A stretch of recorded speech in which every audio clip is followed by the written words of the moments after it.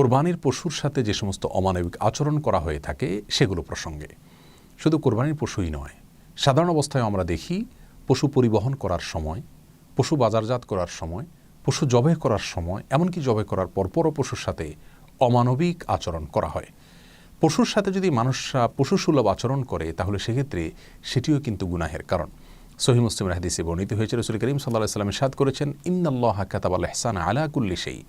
নিশ্চয়ই আল্লাহ সুবহানাহু ওয়া তাআলা প্রত্যেকটা প্রাণীর প্রতি দয়া করার জন্য তোমাদের জন্য উপরে আবশ্যক করে দিয়েছেন। ফাইদা কাতালতুম ফাহসিনুল কিতলাতা ওয়া ইযা যাবাহতুম ফাহসিনুয যিবহাতা। অতএব তোমরা যদি কোনো মানুষকে হত্যা করতে হয়, বিচারিকভাবে কারো মৃত্যুদণ্ড হলো অথবা যুদ্ধের ময়দানে কাউকে হত্যা করতে হলো, তখনও তার প্রতি তোমরা অমানবিক আচরণ করবে না। আর যখন কোনো পশু জবাই করতে হবে তাকেও বিনা প্রয়োজনে তোমরা অতিরিক্ত কষ্ট দিবে না, যত কম কষ্ট দিয়ে সম্ভব জবাই করবে। এবং সেজন্য তিনি এই হাদিসের পরবর্তী অংশে বলেছেন, তোমরা ছুরি বা চাকুকে ভালো করে ধার দিয়ে নিবে যাতে করে যথাসম্ভব কম কষ্ট দিয়ে তাকে দ্রুত জবাই করা যায়। প্রিয় দর্শক, এই হাদিসের আলোকে আমরা কোরবানির সময় বা সাধারণ সময় পশু পরিবহনের ক্ষেত্রে একটি চিত্র দেখতে পাই, সেটি সম্পূর্ণরূপে অবৈধ এবং গুনাহের কাজ।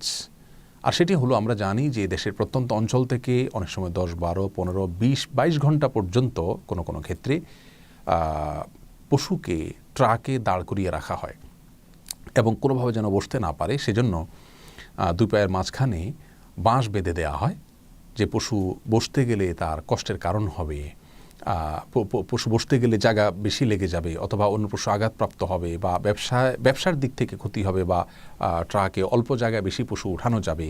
এই সমস্ত দৃষ্টিকোণ থেকে এই যে একটি অমানবিক আচরণ করা হয়, গরু স্বভাবগতভাবে একটু পরপরই বসতে বা শুইতে অভ্যস্ত, সেই পশুটিকে যদি আপনি 10-20 ঘন্টা পর্যন্ত দাঁড়িয়ে থাকতে বাধ্য করেন তাহলে সেটি কতটা কষ্টের কারণ তার সেটা বলাই বাহুল্য। আমরা যা দেখি এই সমস্ত পশুগুলোর চোখ থেকে অঝোর ধারায় পানি পড়তে থাকে। আবার সেগুলোকে বাজারজাত করার সময় বিভিন্ন রকমের ট্যাবলেট অথবা তার আগে অনেক ট্যাবলেট বা ইনজেকশন তাদেরকে খাওয়ানো হয়, পান করানো হয়, প্রয়োগ করা হয়, যেগুলো তাদের স্বাস্থ্যের জন্য অত্যন্ত ক্ষতিকর, তাদের কষ্টের কারণ। এবং অনেক সময় ছাগল ইত্যাদিকে জোর করে পাইপ দিয়ে পানি পান করিয়ে তাদের পেটকে ফুলানো হয়। কোনো কোনো ক্ষেত্রে সেটা এত বেশি পরিমাণে করা হয় যে অনবরত সে পেশাব করতে থাকে। এ ধরনের অনেক অমানবিক আচরণ বাজারজাত করার সময় করা হয়ে থাকে। এমনকি ছাগল বাজারে যখন উঠানো হয় তখন এত টাইট করে বাঁধা হয় যে কোনোভাবে সে বসতে পারে না, সকাল থেকে রাত পর্যন্ত এভাবে দাঁড় করিয়ে রাখা হয়। প্রিয় দর্শক, এই আচরণগুলো সম্পূর্ণরূপে জঘন্য এবং গুনাহের কাজ। সেই সাথে পশু জবাই করার সময় পর্যন্ত দেখা যায় যে অনেক সময় কসাইরা সেটাকে খোঁচাতে থাকেন বা চাকু ভালো করে আগে ধার দেওয়া হয় না, অনেক সময় পচানোর প্রয়োজন হয় যা পশুর কষ্টের কারণ হয়। অনেক সময় জবাই করার পর পশুর চামড়া ছেলা শুরু করা হয় অথবা পায়ের খুর ইত্যাদি কাটা শুরু করা হয়, যা তার প্রাণ বের হওয়ার আগে তার শরীরে এরকম পোঁচ দেওয়া বা চাকু দিয়ে কাটাকাটি করা, এগুলা তার জন্য কষ্টের কারণ। এই সমস্ত বিষয়গুলো ইসলামী শরিয়ার দৃষ্টিকোণ থেকে খুবই জঘন্য, ভুল এবং অন্যায় কাজ। কোরবানির পশুর ক্ষেত্রে বিশেষভাবে আমাদের এই সমস্ত আচরণ থেকে দূরে থাকা উচিত।